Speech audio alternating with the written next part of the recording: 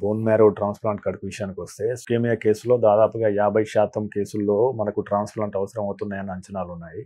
So ఇందులో వాస్తవం ఎంత? సాధారణంగా ఎవరికి అవసరం ఈ బోన్ మ్యారో ట్రాన్స్ప్లాంటేషన్? ఎలా చేస్తారు? చిల్డ్రన్ అంటే ఫస్ట్ ఇన్స్టెన్స్ లుకీమియాలో మేము bone marrow transplants and treatment అనేది యూజ్ చేయం. క్యాన్సర్ ట్రీట్మెంట్లో if you come to leukaemias, treatment can range from chemotherapy to transplant. Transplant is the highest form of treatment we can offer to these kids. ఇదేంటంటే అవి very high risk లుకీమియాస్కి up front చేస్తాం. అంటే leukaemia సరిగ్గా respond అవ్వట్లేదు, disease మిగిలిపోయి ఉంది, first month treatment తర్వాత కూడా డిసీజ్ మిగిలిపోయి ఉంది, సెకండ్ మంత్ ట్రీట్మెంట్ తర్వాత కూడా మిగిలిపోయి ఉంది, అది పెరుగుతుంది అంటే they are certain percentages we look at. Are high risk cytogenetics అంటే genetic changes which are driving this cancer ఉన్నాయి. ఇట్లాంటి సిచ్యువేషన్స్లో ఫస్ట్ టైం క్యాన్సర్ కంట్రోల్ చేసినప్పుడు దాన్ని కన్సాలిడేట్ చేసుకోవడానికి బోన్ మ్యారో ట్రాన్స్ప్లాంట్ అనేది ఆఫర్ చేయడం జరుగుతుంది. This is the first incident. రెండోది ఏంటంటే క్యాన్సర్ మళ్ళీ బ్యాక్ వచ్చినప్పుడు we offer this treatment. Not to everybody, but ఎర్లీగా బ్యాక్ వచ్చినప్పుడు ఈ ట్రీట్మెంట్ అవసరం ఉందా లేదా అనేది చెక్ చేసుకొని ఇవ్వడం జరుగుతుంది. బోన్ మ్యారో ట్రాన్స్ప్లాంట్ కానీ, కార్ టీ సెల్ థెరపీ కానీ, ఇవన్నీ ఇప్పుడు ఇమ్యూనోథెరపీ కానీ ఇవన్నీ పైప్ లైన్లో ఉన్నాయి, అవన్నీ చేయడం జరుగుతుంది. ఏ వ్యాధి మీద లేనంత పరిశోధన క్యాన్సర్ మీద జరుగుతుంది. ఇప్పటి వరకు వచ్చిన అతిపెద్ద ఆవిష్కరణ to prevent this HPV vaccine.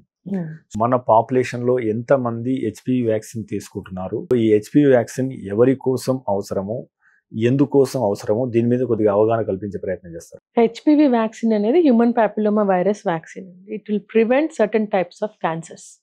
So that's very big good news. Prevention is better than cure. అందరు పిల్లలకి ఓవర్ 10 years ఆఫ్ ఏజ్ గర్ల్స్కి ఆఫర్ చేయడం జరిగింది ఫస్ట్. ఈ మధ్యలో బాయ్స్కి కూడా ఆఫర్ చేస్తుంది. So boys and girls over the age of 10 years can take this vaccine. Ideally between 10 to 14 years or before they become sexually active.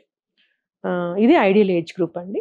So 10 to 14 years మధ్యలో 2 doses, దాని తర్వాత 3 doses ఇవ్వాల్సి వస్తుంది. సాధారణంగా పెద్దవాళ్ళ విషయంలో అంటే 25 లేదా 30 సంవత్సరాలు ఉన్న మహిళల విషయంలో అంటే వాళ్ళ యొక్క జీన్స్లో అంటే వాళ్ళ అమ్మమ్మలకు కానీ లేదా వాళ్ళకి కానీ క్యాన్సర్ తీసుకుంటే ఈ హెచ్పివి వ్యాక్సిన్ వేసుకోవడం అవసరం అంటారా? మీ యొక్క అభిప్రాయం ఏంటి?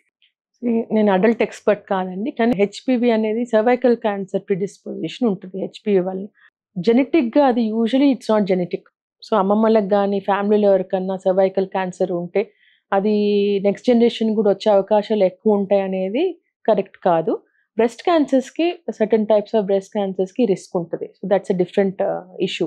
ఎవరికైనా హెచ్పివి వ్యాక్సిన్ ఫ్యామిలీ హిస్టరీలో ఉన్నా లేకపోయినా సర్వైకల్ క్యాన్సర్ రికమెండ్. మీరు తీసుకునే అదే మందులు, అదే నాణ్యమైన మందులు, కానీ సగం ధరకే.